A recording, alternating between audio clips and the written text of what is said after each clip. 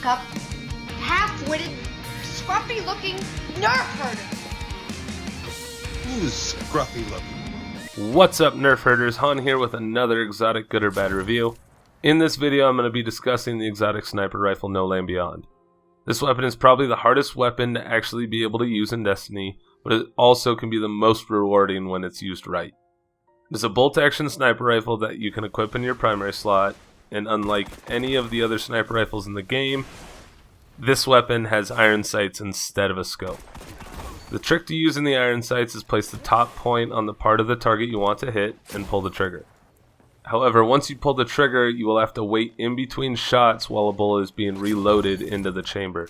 So make sure that you're comfortable with the shot before you pull the trigger. There is a bit of a glitch to speed up this rechambering process, and that is to sprint forward just a tiny bit during the bolt pulling animation. So right when it starts the animation, sprint forward a tiny bit, and it will reload the chamber. My advice is go on patrol, master this little glitch before you take it into the Crucible. Now, the perks that come with a weapon are Mulligan, which grants a 5% chance that a missed round will be returned to the magazine, and the exotic perk for the weapon is the Master, which increases precision damage for a short time after a kill. The middle tree perks are Lightweight, which adds +2 to your character's agility, Snapshot, which increases aiming speed, and Flared Magwell, which increases the reload speed of the weapon. Personally, I like Snapshot because this gun is great for getting quick scopes and works well at a medium to long range distance, so having a faster aiming speed will allow you to aim the weapon and fire faster at enemy players and take them out. Here you can see a clip with Snapshot active, and in the left corner you can see it without Snapshot. I slowed the footage down by 40% to let you guys see the difference between the two. I like being able to aim a little bit faster. Now, as for Flared Magwell, I would avoid this perk. It does speed up the reload quite a bit.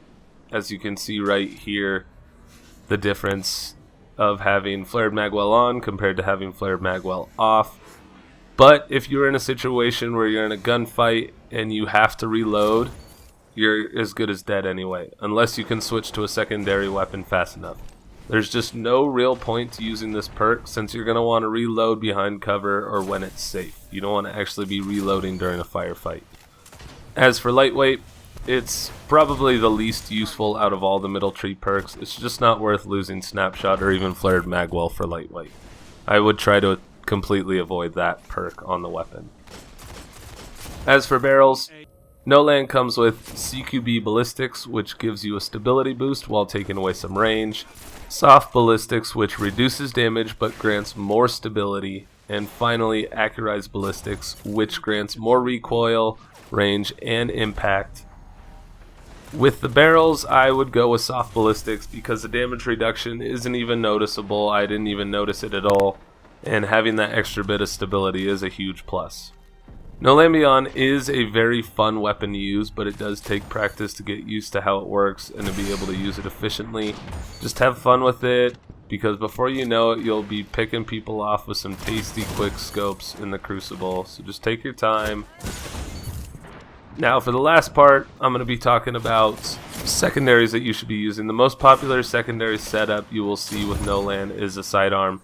And the reason for that is NLB does not handle very well in CQC encounters. So if you miss the headshot, you'll want to switch weapons quickly to be able to defend yourself. Sidearms can be equipped and aimed very quickly, allowing you to keep up the fight and keep the enemy away from you, take them out. Also, it is really good for if you get a body shot, you can quickly move to your sidearm and pick people off and clean up those kills. Some people use shotguns with NLB, and very few people will use another sniper rifle, but neither of these secondary types work very well in my opinion for cleaning up kills. Shotguns are only going to save you when those people get really close, and then having two sniper rifles just puts you at a huge disadvantage. If you're really good with that, good for you, but that's a huge disadvantage compared to other players. So for the final review for the No Land Beyond, I'm going to give it a good. It is an extremely fun gun to use, and each kill and headshot feels satisfying and rewarding.